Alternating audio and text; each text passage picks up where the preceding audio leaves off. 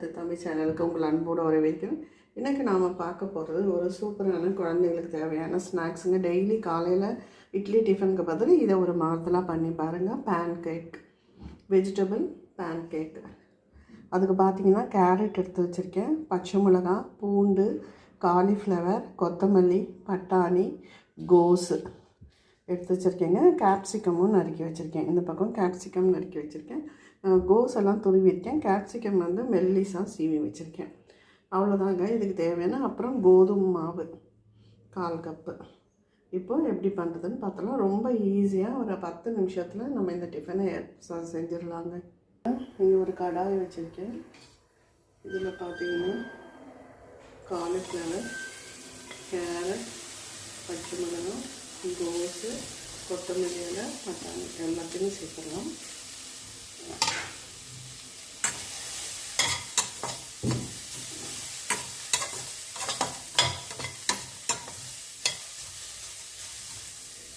இதுக்கு தேவையான அளவு உப்பு,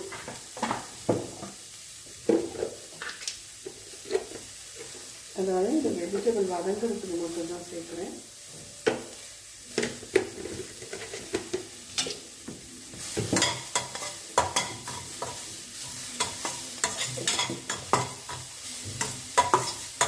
எல்லாம் கொஞ்சம் நேரம் இது வதங்கட்டும். கொஞ்சம் எண்ணெய் போட்டு வதக்கிக்கோங்க.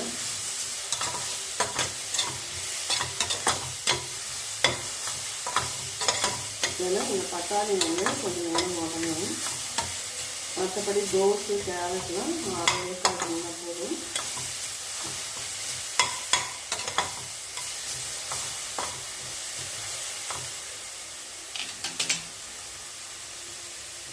இதோட பார்த்தீங்கன்னா டிபார்ட்மெண்டல் ஸ்டோரில் கிடைக்குங்க இந்த சிகப்பு மிளகாய், கேப்ரிகான் சொல்லுவாங்க, அது கொஞ்சம் சேர்த்துக்கலாம்.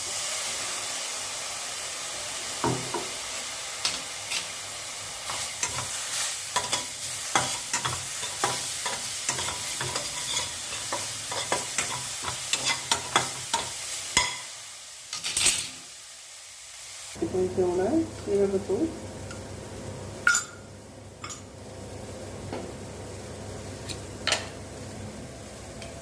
கொஞ்சமாக 1/4 ஸ்பூனு தனி மிளகாய் தூள்,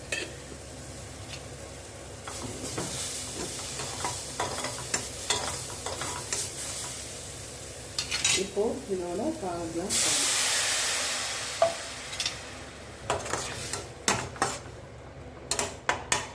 ஒரு மூடி போட்டு அதை வேக வச்சிடலாம். இது நல்லா வெந்து தண்ணியெல்லாம் வற்றணும். நம்ம ஊற்றின தண்ணி வற்றணும். அந்த பட்டாணி தான் வேக லேட் ஆகும். அந்த பட்டாணியும் நல்லா வேகும்.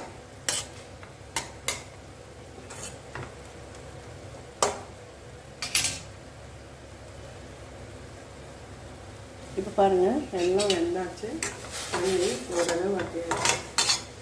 இப்போது இந்த ஸ்டேஜில் அடுப்பை ஆஃப் பண்ணி எடுத்துக்கலாம். பாருங்கள் தண்ணி அளவு வந்து ரொம்ப கம்மியாகிடுச்சு. இப்போ இதை எடுத்துடலாம்.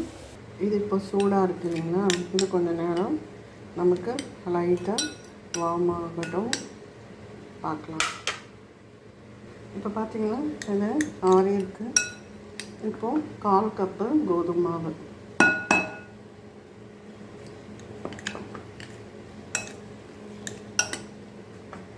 நான் 1/4 கப் சொல்லியிருக்கேங்க, அதுக்கும் கம்மியாக தான் நமக்கு பிடிக்கும்.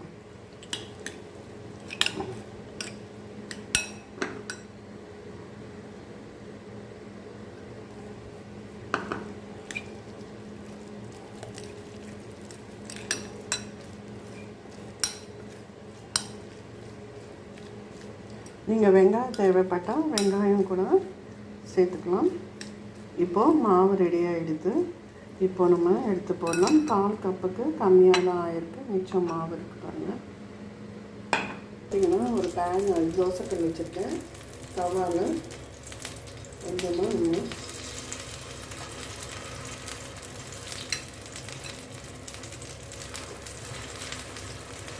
எவ்வளோ சைஸ் பெருசு வேணுமோ அந்த அளவு நம்ம எடுத்துக்கோங்க.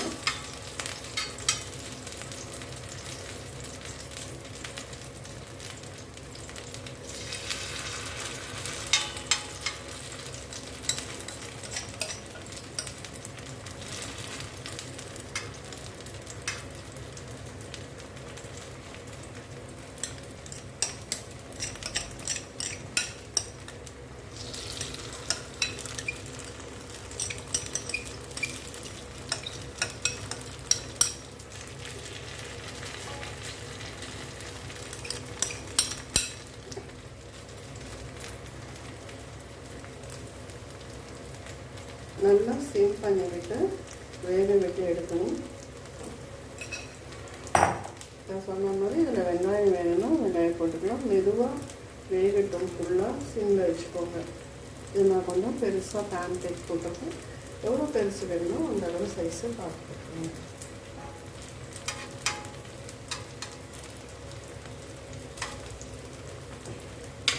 கடலை மாவு போட்டிங்கன்னா அடை மாதிரி ஆகிடும்.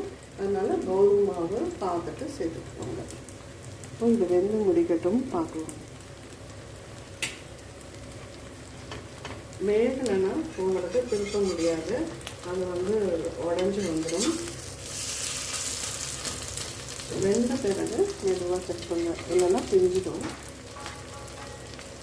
பட்டர் கூட குழந்தைங்களுக்கு பண்ணதுன்னா நீங்கள் பட்டர் கூட சேர்த்து பண்ணலாம்.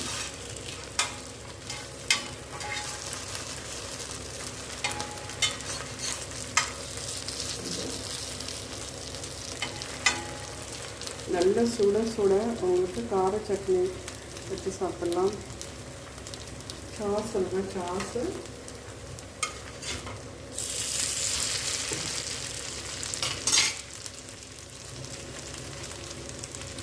அந்த பக்கமாக செவந்தோன்னு நம்ம எடுத்துடலாங்க.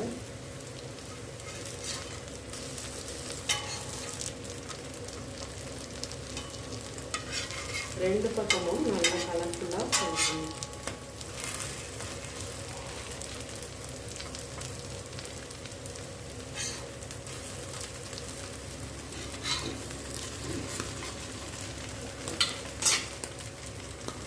ரெண்டு பக்கமாக வெந்தாச்சுங்க. இப்போ நம்ம அடுப்பு ஆஃப் பண்ணிவிட்டு அந்த கல்லுலேயே கொஞ்சம் நேரம் இருக்கட்டும், தோசை தவாலேயே கொஞ்சம் நேரம் இருக்கட்டும். அதுக்கப்புறம் எடுத்து சர்வ் பண்ணிடலாம். அவ்வளோதான், சுட சுட பேன் கேக்கு ரெடி ஆகிடுது. வெஜிடபிள் பேன் கேக்கு ரெடி ஆகிடுது. செய்கிறதும் ரொம்ப சுலபம், டேஸ்ட்டும் ரொம்ப அட்டகாசமாக இருக்கும். கண்டிப்பாக ஸ்கூல் விட்டு வர குழந்தைங்களுக்கு இந்த மாதிரி ஒரு டிஃபன் கொடுங்க. இல்லை காலையிலையும் கொடுக்கலாம், மதியம் லஞ்சுக்கு கூட இதை நீங்கள் கொடுக்கலாங்க. சாஸ் வச்சு கொடுக்கலாம். இந்த வீடியோ பிடிச்சிருந்தால் லைக் பண்ணுங்கள், ஷேர் பண்ணுங்கள், சப்ஸ்கிரைப் பண்ணுங்கள், கமெண்ட் பண்ணுங்கள். நன்றி, வணக்கம். சுட வெஜிடபிள் பேன் கேக்.